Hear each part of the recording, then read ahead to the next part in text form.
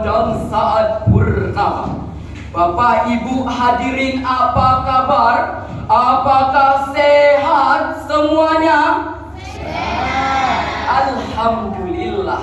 Ma'asyiral muslimin wal muslimat rahimakumullah. Kita bangga sebagai bangsa Indonesia, bangsa yang berada di bawah garis khatulistiwa, memiliki kekayaan alam dan khazanah yang melimpah ruah.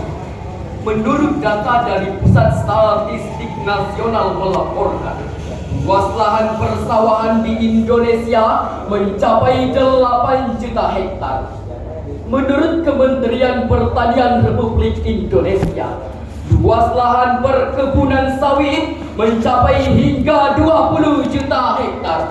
Ditambah lagi dari sektor tijarah atau perdagangan dan perindustrian, yang di dalamnya termasuk berbagai macam perusahaan, mulai dari perusahaan berskala kecil, menengah maupun juga besar. Demikian pula dari sektor peternakan, pertambangan, perikanan, penghasilan dari pegawai negeri, BUMN dan swasta, serta dari berbagai profesi lainnya. Semua itu hadir merupakan potensi zakat di negeri yang bertuah ini. Dan potensi zakat tadi seakan-akan ditafsirkan seperti membangunkan raksasa yang sedang tertidur. Bagaimana tidak hadirin? Berdasarkan hasil riset yang dilakukan oleh Badan Amil Zakat Nasional atau Basnas, yang memprediksikan kuantitas zakat yang dapat dikumpulkan per tahunnya mencapai hingga 247 triliun rupiah.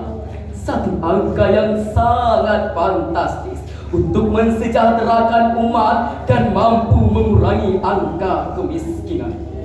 Namun hadirin, angka yang dapat dipungut per tahunnya hanya mencapai 16,47 triliun rupiah saja.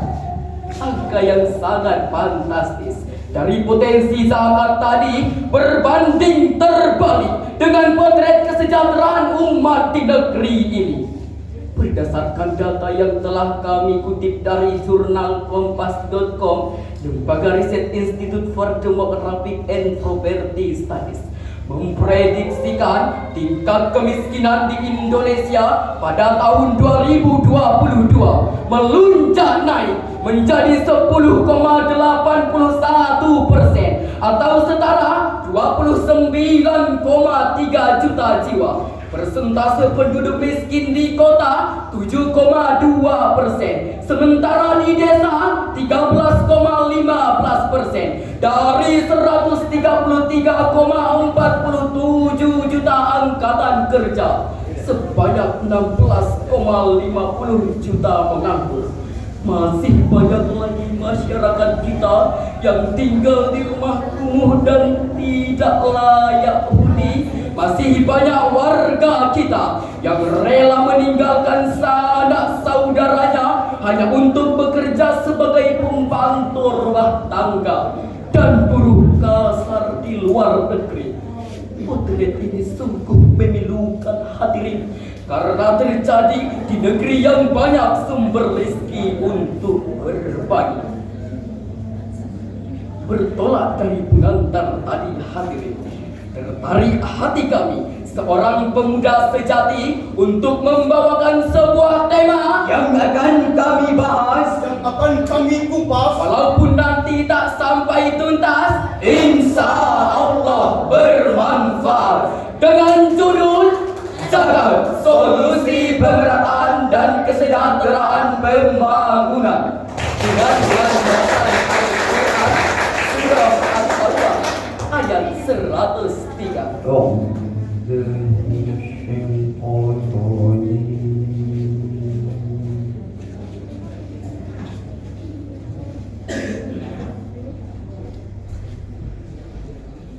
Bismillahirrahmanirrahim.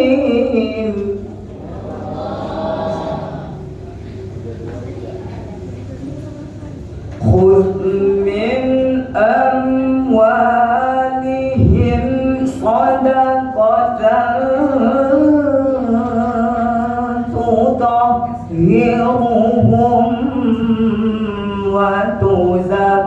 وتزكيهم بها وصل عليهم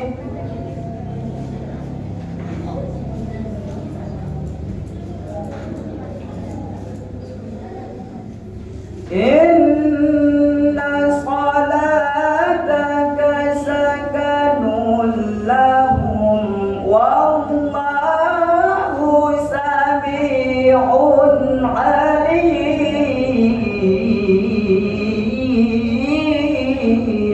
Aku berlindung kepada Allah dari godaan setan yang terkutuk dengan menyebut nama Allah yang Maha Pengasih, Maha Penyayang.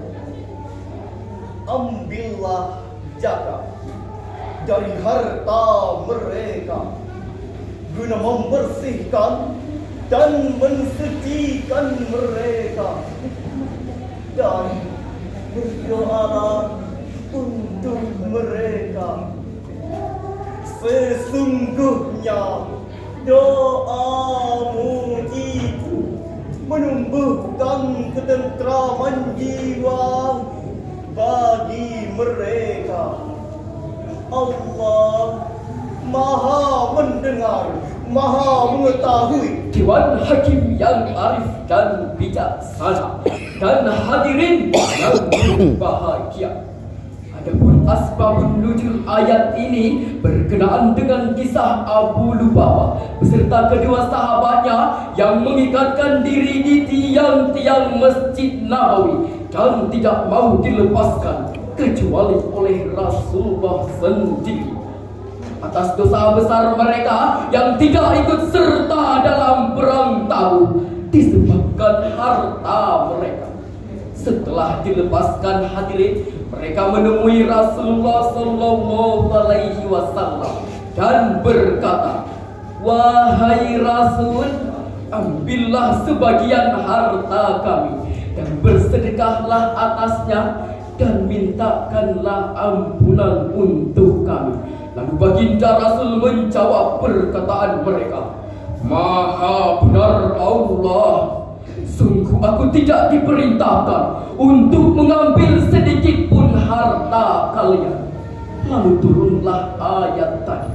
Demikianlah penjelasan Ibnu Jarir At-Tabari di dalam kitab Tafsirut Tabari Jami'ul Bayani At-Ta'wilil Quran jilid 11 halaman 659 baris kelima bagian bawah. Di dalam perspektif ilmu ma'ani, Allah menggunakan kalam ijab dengan fi'il amar, artinya Allah menuntut Rasulnya untuk mengambil zakat sebagai sarana untuk mensucikan diri dan jiwa. Melalui ayat ini pula Allah mengisyaratkan kita pentingnya pengelolaan dana zakat secara profesional, proporsional dan optimal untuk kepentingan dan kesejahteraan umat seluas-luasnya. Jangan cuma ini.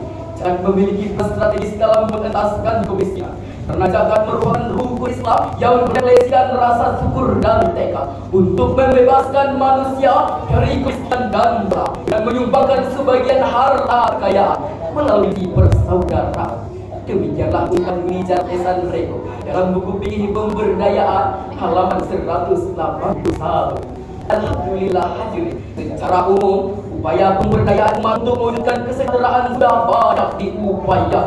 Namun sayang seribu sayang, fakta tidak menunjukkan bahwa angka kemiskinan semakin melambung tinggi, kelaparan masih menghantui, kelandangan dan pengemis semakin marak kita temui. Bahkan banyak bayi-bayi yang mati karena kekurangan gizi. Dan tak jarang hadirin, kemiskinan menyebabkan frustasi hingga berujung bunuh diri. Sallallahu ala Muhammad. Sallallahu alaihi wasallam. Sallallahu ala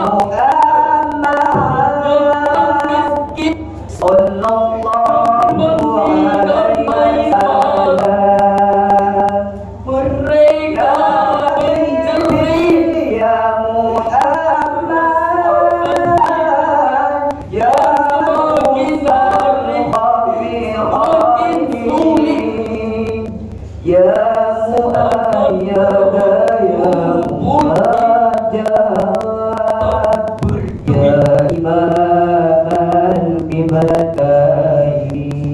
Diri yang berbahagia menjadi tulang bertanya, apakah hikmah zakat bagi seorang musafir? Sebagai jawabannya, Imam Abdurrahman bin Nasir dalam kalami mana menjelaskan, tutahiruhum minal suluki wal akhlaqi wazina. Zakat dapat membersihkan hartawan dari perbuatan dosa dan akhlak yang di dalam kitab Aisyah Tafasir karya Abu Bakar Jabil Al-Jazairi juz 1 halaman 175 menjelaskan, kata hina pada konteks tadi ialah sifat bakhil, sifat kikir, sifat lutut terhadap diri sendiri. Sifat ini harus kita musnahkan hadirin, karena kalau tidak maka yang akan bermunculan ialah hartawan bersifat hewan, tolak bersifat keparat, bahkan hatiah yang bersifat durjana yang tidak hanya merampas, menindas, bahkan